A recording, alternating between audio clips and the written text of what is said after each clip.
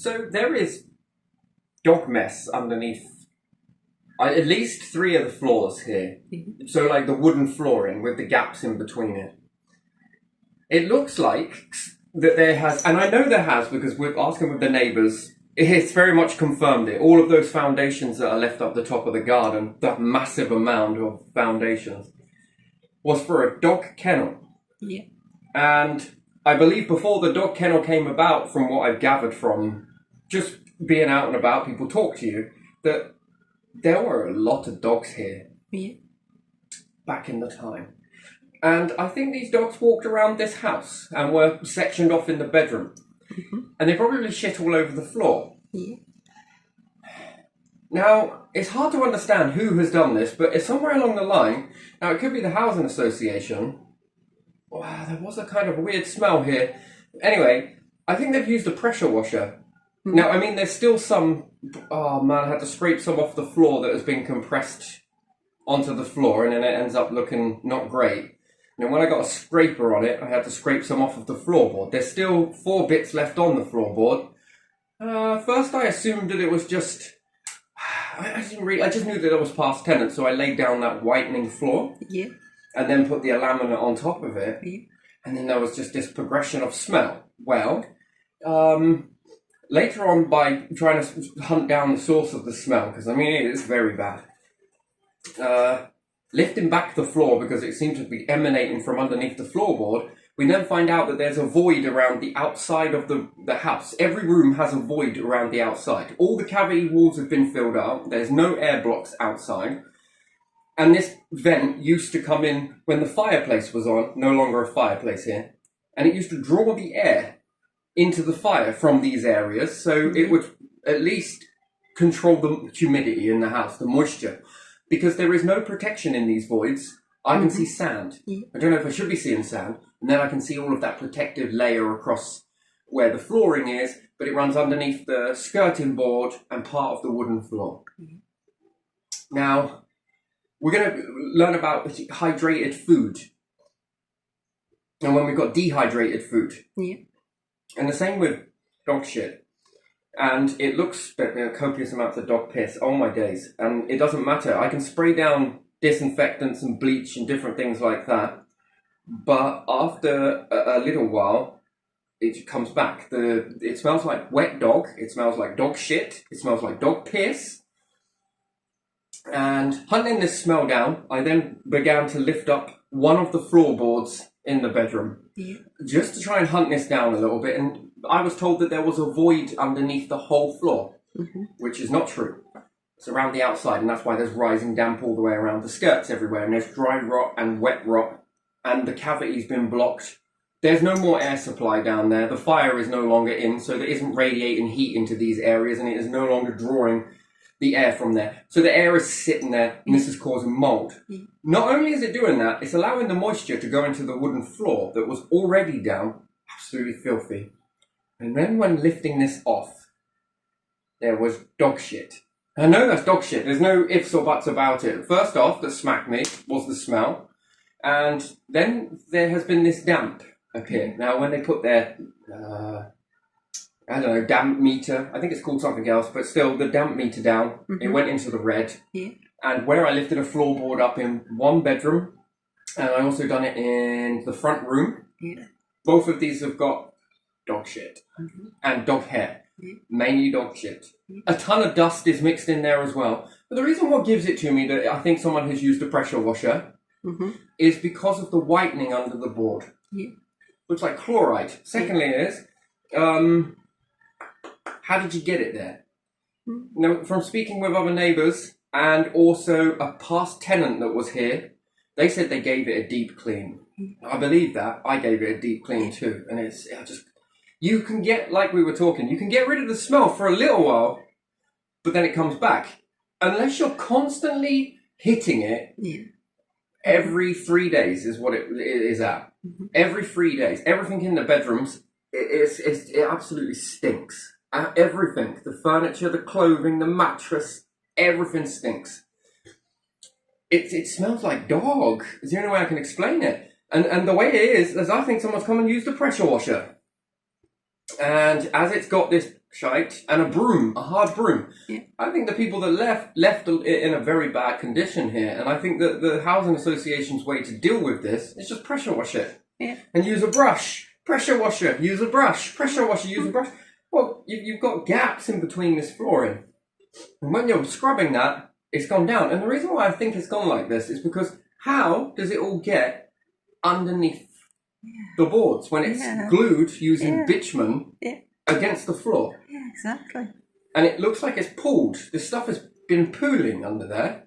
And when first lifting the gaps in between the flooring, lifting all of that stuff out of there, we were using some sort of hook. I was using a dental pick to go in between all of the cracks in the flooring and a hoover. That was definitely dog shit coming out of there.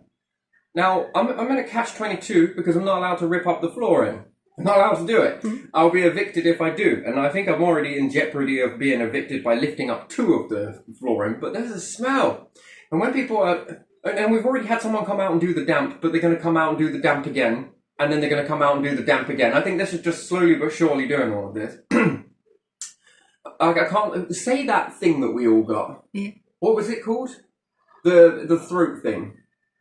Oh, we got streptococcus. I'm wondering if it comes from that. Now, moving on from hydrated food and dehydrated food, most people that don't understand dog shit, oh, it's dry underneath the floorboards. Yeah, it doesn't matter. It's not causing anything like that.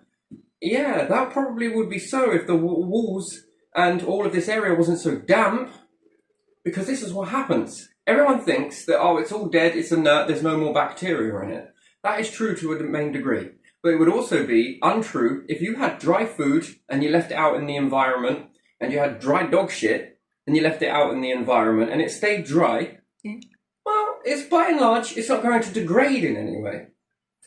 Now add some water to that dry food, and now add some water or moisture, steam or damp to this.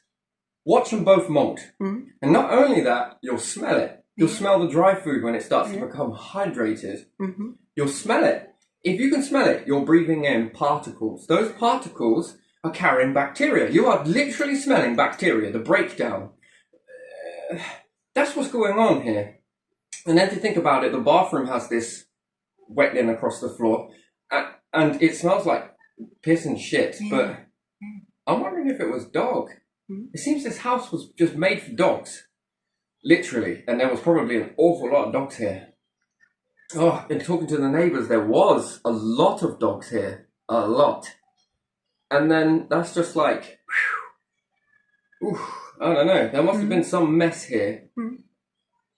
Really, that was some mess. When you take a look at the floorboards, on top of the floorboards, and you see all of that compressed, congealed stuff, and then you don't notice it because of the amount of stuff it's grabbed. And people have laid carpet on top of this. This is an absolute nightmare. And it's only until you get a paint scraper on it, and when you scrape it off, like it looks like a sort of compressed pancake, and then you flip it over, that's when it reveals itself as to what it is. The other side is just because it's become damp, it's collected bits of carpet, dander, and bits of dust have collected, and it looks like it's been walked so many times, it's compressed it to the floor. And when you scrape this off, that is dog shit. No ifs, no buts, no maybes.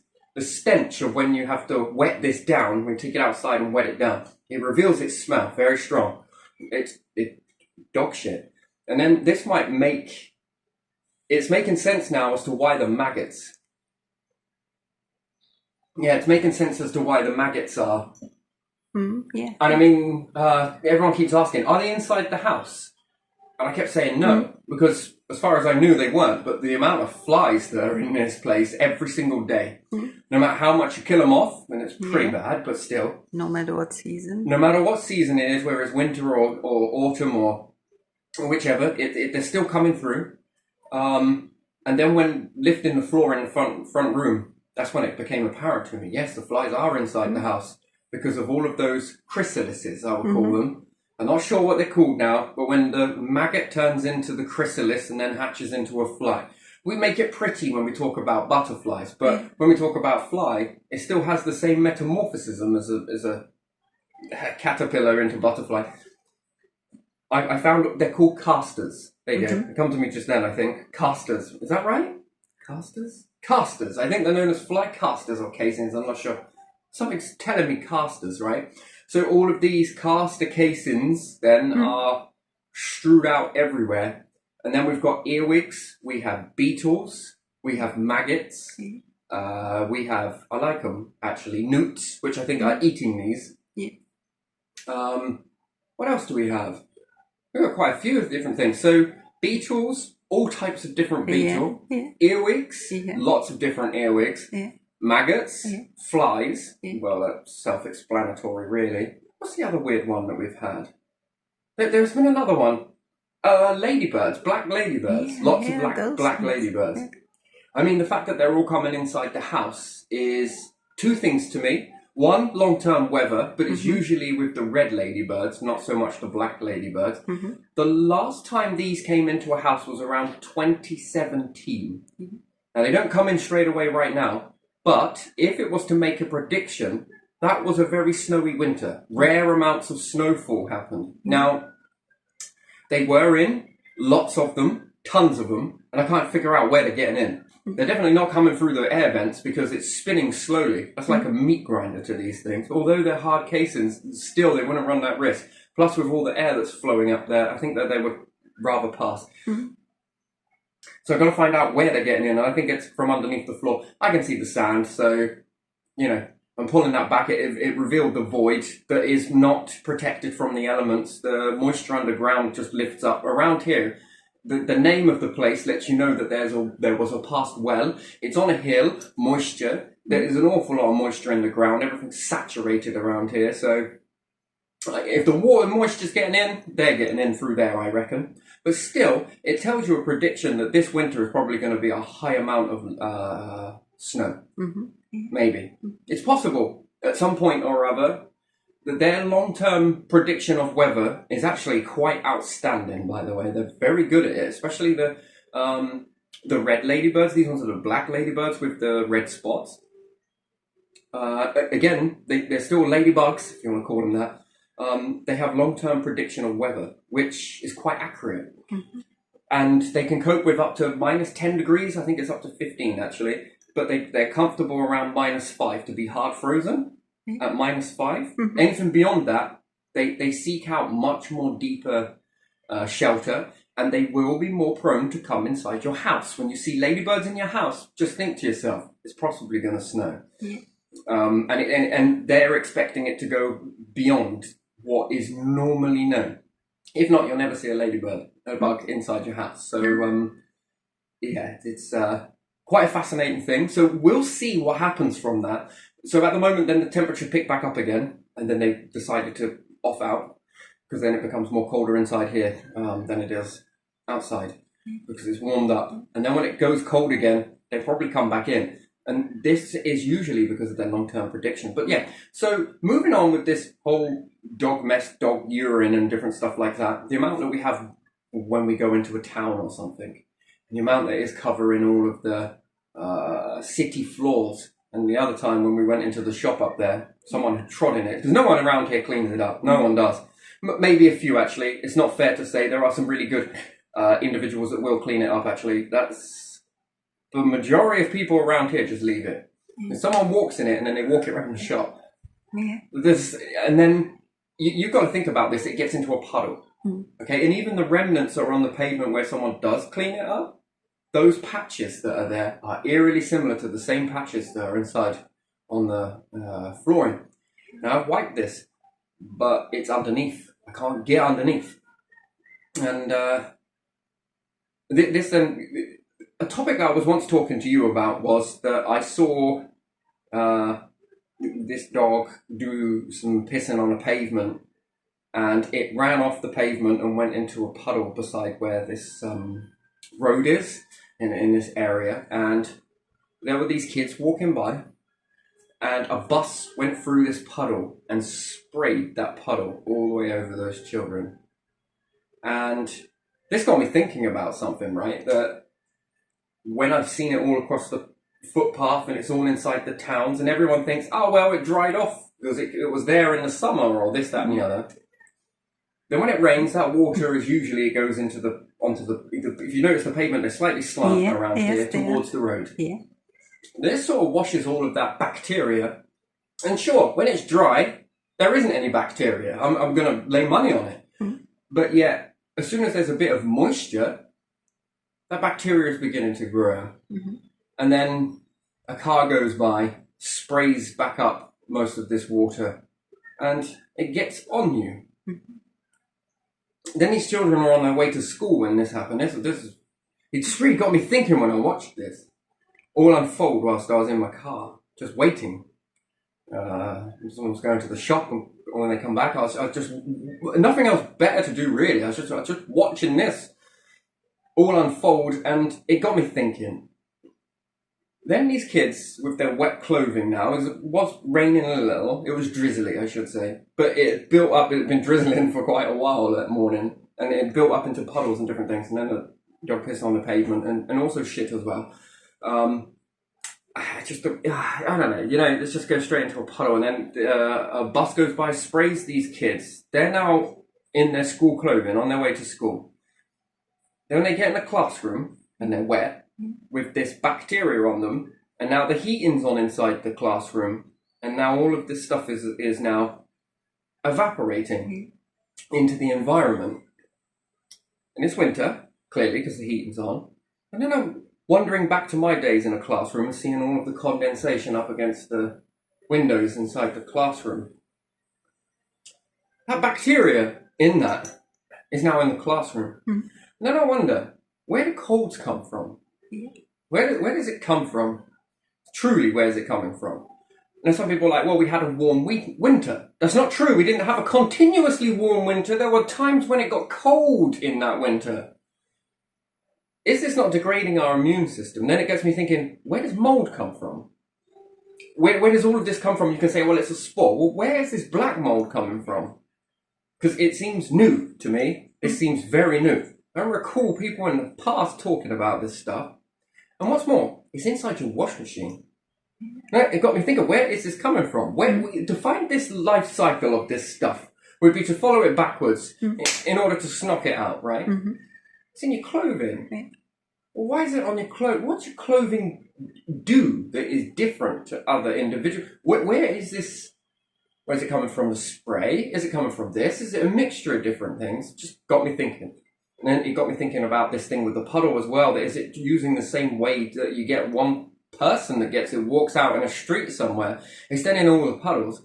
Cars spray up, you're inside your car, you turn on your air system, your vent, and you're blowing through your air-conditioned air. Let's say your car steams up, you get wet clothing and different things like that. You're then inside your car, you're then leaking this in terms of moisture, and this moisture is mimicking what's inside your body. Mm-hmm. And what does bacteria love? Yeah. This kind of moisture, right? This damp, warm environment that you're creating. Mm-hmm. And not every winter is hot all the way through. Yeah. You have a couple of months that are warm versus a few months that require you to have heating on. Yeah. And then it got me thinking, especially with all of this stuff. Now we're trying to mop this backwards, to be honest. And I say, oh, you might have caught it from a shop or something. I don't think so. I don't think so, but your immune system should be good. If you haven't been anywhere, you haven't been bombarding continuously. Mm-hmm. And then you walk into a shop and immediately you catch this. I'm not thinking it's the whole throat thing. Mm-hmm. I don't think it comes from that. I think it comes from an area where you're in a lot of the time. Yeah. You see, and another one for me is this. There was this guy around Thetford, right? Yeah. He was known as Dog Shit Derek. Mm-hmm. Dippy Derek, people would call him, okay? This is not my opinion. I'm just talking about what happened. He used to go around scooping up dog shit and trying to clean it away. And all of the children that I knew, that I would see, would always have their own reasons as to why he was doing that. He was collecting all of this dog shit because he was weird. Some other kids said, I think I was around 5 or 6 at the time, maybe even 7 or 8. Not really sure. We're going out with our friends. It was very different here around Thetford, going from one block to another block to another block. And you'd always see this person that I knew, his name was Derek, based on Dog Shit Derek, and it stuck like shit. And he'd go around with his bag and a trowel, and he would collect all of this dog shit. and all the children there would give them different reasons as to why he was doing that. And there was once this guy where we see these other kids that were going at Derek a bit ruthlessly, older children, and there was this other guy that then defended this Derek person. Mm-hmm. And when he was then approaching towards us, Yeah. he was talking about the situation. He just couldn't believe those older children don't ever grow up to be like them, sort of thing. And I asked this guy, like, why does Derek do that? Mm. Why is Derek cleaning up all of that? And he says, along the lines of, his brother had fallen over. And I don't know whether he got it in his eyes or he got it in his mouth. I was, at this moment when hearing this answer back, was then looking at Derek picking up this stuff. And I was feeling very sorry for him in this moment. And I sort of zoned out, just zoning out, trying to imagine. So I'm not 100% sure whether, I know it was some part of the body it got into. On face somewhere. And this come from him falling over. And it caused his brother to become, in essence, I don't know what the word is, the correct PC word is, but it destroyed his brain. Mm-hmm. So much so that he lost his brother. Mm-hmm. And this then triggered Derek to do that sort of thing. Now, fast forward a few years and my cousin commits suicide, right? No reasons why and different things like that. And I see my auntie doing something that was eerily similar, but not with this. She was going around collecting ring pulls from Coke can lids and different lids, the ring pull. Mm-hmm. And she'd collect a lot of those. And this was for her way to deal with it, which was fascinating to me, to be honest. Then it taught me a sort of level of behaviour that went back a very long time in my life, that Derek was doing this type of behaviour. It's a very different thing. But it changed all of us kids' perspective of Derek, that he was doing that because he gave a shit. He gave a shit to, even when you ask your parents and different things, why is he doing that? They give you that same whispered sort of, what they've been told and what everyone else is then, and he's not normal and he's a bit strange and this, that and the other. When actually, this Derek guy needs a freaking reward, to be honest, because he did something to care not only for the kids, but the parents. That he cared that much that he would go around scooping it up to save another child from going through that situation that he went through. To save another parent from going through what he saw his parents go through. And that stuck with me. And I then noticed this with my auntie when my cousin committed suicide, which is her son. And I have no idea what it would have been like from her perspective, to be honest, although you see it, but you never really truly know. And her way to deal with that grief was to go and collect these ring pulls. Bizarrest thing I ever see, and to say that. And to take those ring pulls, stay a second, is these bits here. Taking off these. And do you know what these would do if you collect enough of them? I mean, she was telling me, can you collect these for me? Yeah, what do you want these for? Well, they pay for someone to have a prosthetic arm. They do. Yeah, this is quite expensive, this stuff, to make this. And the companies will, it's like they're gold, if you like that. And the more of these you collected and gave to this other company, they could get a lot of money for it. And they would then fund, as far as I know, and again, I'm talking with only vaguely knowing why, I just went ahead and done it for her anyway and collected all of these from my sort of, and if I saw them anywhere, I found myself parking them off as well, you know, so, and it, just reminds me of that very, very, very negative situation. Although it sounds wrong to me say it's negative, that life event causes another person's life to do something to help somebody else's life. Do you see that you... This is amazing stuff. This is the other side of human behaviour that fascinates me, and it wows me, to be honest, that people that go through these hard times really do go above and beyond to help other people. Yeah. And it's because they care, I think. The bottom line is they don't want anybody else to go through that pain. It's a little bit different here. So I once told you that when I went back to the place where he did it, my cousin, and different things like that, that there were these group of individuals that were next to the area where he did it. I just wanted to feel close to him and different things like that. And I hear these kids talking about the story of the hanging man that would, he would come and get you, and they were trying to summon him. And I kind of found it really sweet at the same time. It was quite disturbing. But these kids were just, just doing what kids would do. And I look at myself back in my life, and I think, hell yeah, I might have done something a little bit like that as well. When you hear the rumors or different things like that, and I think it's just their way to deal with the situation and different stuff like that. And they didn't look at me and say, well, why are you here? And I was just like, oh, that was my cousin. Oh, no, don't feel bad for saying what you said. Keep doing what you do. It's your thing. It's not. I actually found it quite sweet, actually, to be honest. And I know that sounds kind of wrong, but it did two things to me. It kept them away from that area. And then it could cause some fear to keep people sort of away from even going up that area. It's a very dangerous area. And do you see how, again, you could say something negative, although I don't view him as negative. When I talk about negative, I know some backstory there. So it's that side of it that I see as negative, not the whole outcome of what happened or the way that it's not that. That is a very sad. But the part that leads up to it is the negative thinking pattern, different thing like that. And then when he has done something like this extreme, the overlooked part of it is that area is quite dangerous, and it was very easily accessible. And some people have played on that. So it now, this fear, although wrong, but keeps people away from it, and then they've got a different distraction there as opposed that they want to go and play on it. I mean, they've put all something up there now, but it's the other side. The other side is easier to access.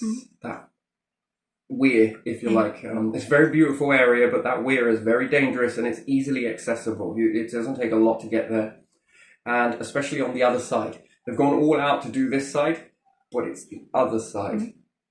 It's the other side of it that allows you to easily access this area. So, with knowing that, and everybody who lives around the area knows this too, that you can access this from the other side. So now with this story, the tall tale, if you like, a bit like Goatman and different things like that, it's my bridge now. With Shane and Ryan on that, it kind of reminded me of that too. And children will come here and tell tales of me. They're just different stuff. And I guess that fear then keeps them away from it.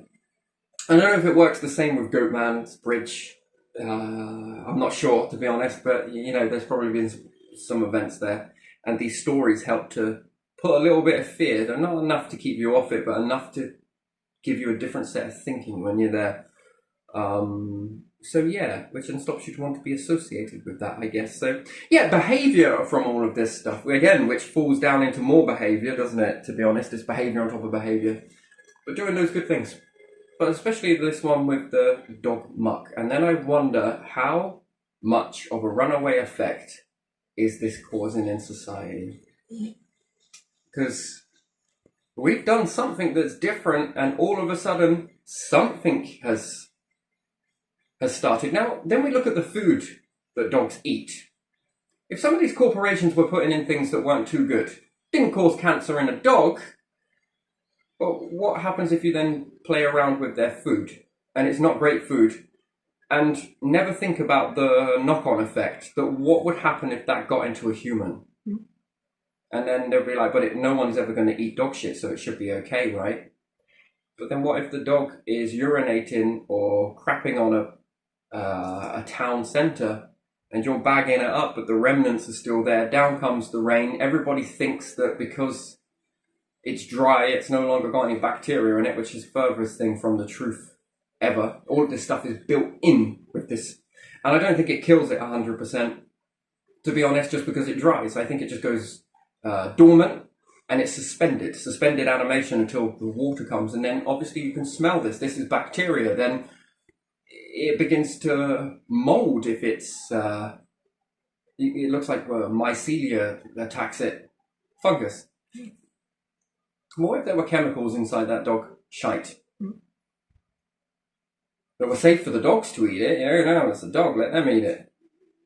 And then we walk it in the towns, and then we get it on our feet because someone didn't clean it away. It's all on the pavement in this little smeary stuff. And then you walk all of this around supermarkets and different areas. Gets a little wet. Do you not see how this spreads this? Yeah. And then whatever that chemical is, and you could be like, well, I take my shoes off when I get inside the house. But you've got to use your hands to take your shoes off. Well, I wash my hands straight away afterwards. Yeah, bacteria and contamination is one of the hardest things to break down unless done properly. Sure, you might go and wash your hands, but do you wash your tap as well? Do you open a door to get to your sink? Is everything in your house automatic? Did you then use a key to unlock your door? What is it you see, to break that is one of the most challenging things to break, by the way, is the bacteria. And sure, yeah, you can spray it up afterwards, but we do it once a week because I'm busy now, I've got to cook tea, now I've got to do this, now I've got to do that, now I've got to do this. It just takes a small amount of this stuff, and then it's a breeding ground. I often wonder this, right? It's a very strange thing. I would say to my kids, go wash your hands. They touch every door on the way to go and wash their hands, you know?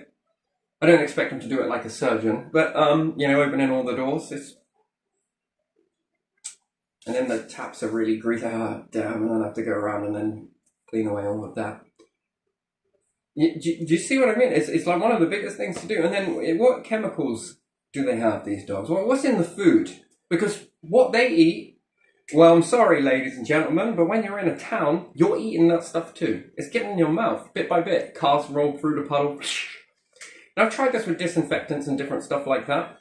Literally have. You should try this yourself. When I've tried bathing this stuff in the stuff, and then it's outside, yeah, sure, it keep the bacteria off for a little while, and it will damn kill off most of it. We give it a few days, and it's back again. And then you put some more different stuff on. You can try all different stuff. Does it get rid of it? Does it stop that bacteria from ever growing on that again? The answer is no. No. Once that chemical goes in there, the bacteria makes a house a home. And it spreads and spreads and spreads and spreads. So even if we do spray it down and then it gets into the drains then get into the rivers, then we're swimming in this water and we're getting salmonella. We're getting super bacterias. What is the one thing that we're doing that is different to the rest of the world? And I wonder if it's this. Is there technically a true cleaner? Because, that gets into the drains. Once it gets into the drains, that's pumped into a river. Where do you think all of this nasty niggly is coming from? If we're not putting our waste into the water, then what else is going in here that's fast? And then I was thinking about a drain as well, that once this mess has gone into the drain and it sits in the drain, and then you've got a hot summer coming. It's not a breeding ground in this water that now starts heating up in the drain, to stop all the debris from falling in. It has a level of water in it. And this also stops the back smell coming back up, yes? So there's usually little bits of water's left in the drain come the end of winter, and it's washed in all of this crap, to be honest. Absolutely. Have you ever gone past the drains? The drains in the Thetford blocks, the different ones, yes? Yeah. They absolutely stink in the summer. Yeah, it does. Or is it the same stuff that's going in there? And then toward the end, when there hasn't been much in the wake of rain, this is then sitting in there in this warm soup. And this bacteria is not growing and growing and growing. Does it have stuff to feed on? And then what quantity or concentrate level? I mean, if it's in the drain, it's not so bad, right? But if you can smell it, you are breathing that bacteria.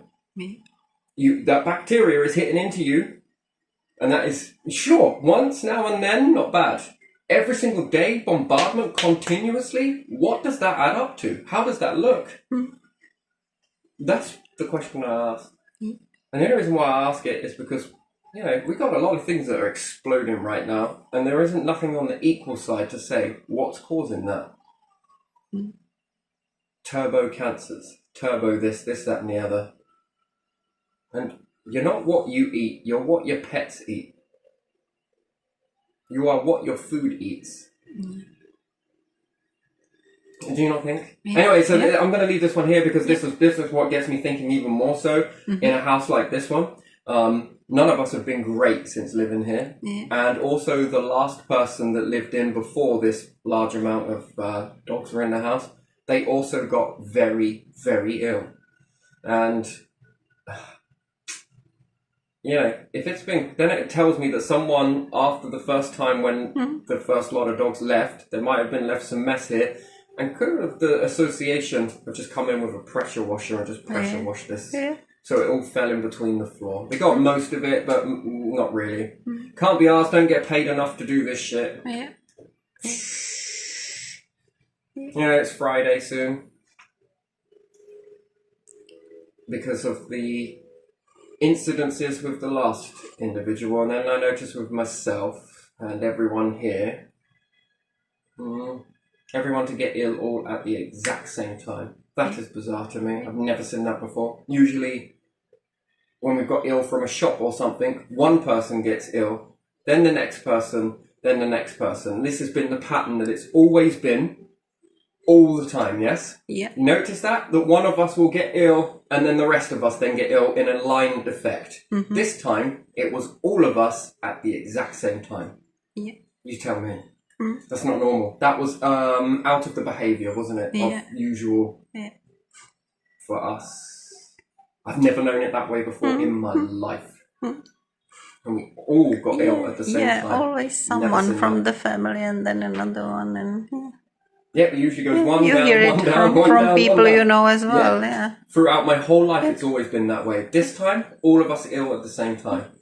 That does not come from catching something from outside. That comes from getting something inside the house. And lo and behold, what were we all doing at the same time? Cleaning, trying to clean this up. We can't get under the floor because of threat. I could be evicted if I lift the flooring up.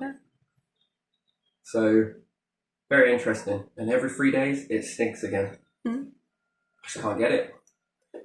Dangerous, really, isn't it? There you are. Anyway, going to leave this one here. This is where I'm going to leave it. Exactly here.